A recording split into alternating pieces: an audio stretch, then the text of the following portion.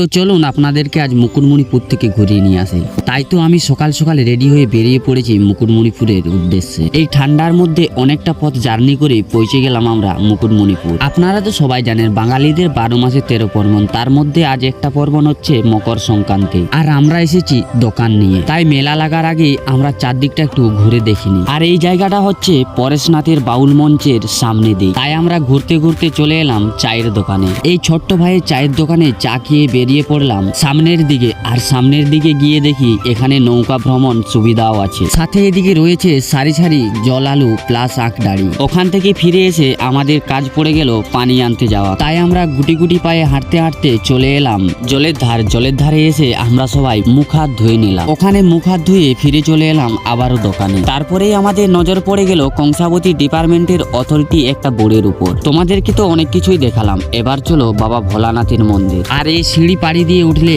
আমরা দর্শন পাবো বাবা ভোলানাথের।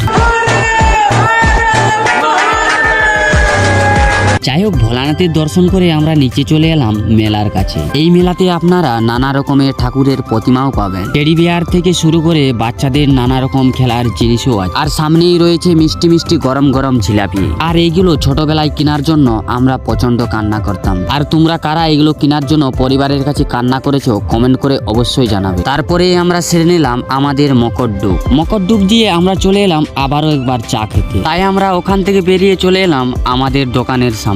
আর এই দোকান চলতে চলতে কখনই ভিড় লেগে গেল, কখনই ভিড় থেমে গেল, মেলা শেষ হয়ে গেল, কিছু বুঝতে পারলাম না। তো চলো ভিডিওটা এখানে শেষ করছি। সবাই ভালো থাকবেন, সুস্থ থাকবেন, সুরক্ষিত থাকবেন। টাটা বাই বাই, দেখা হচ্ছে আবার কোনো একটা নতুন ভিডিওতে।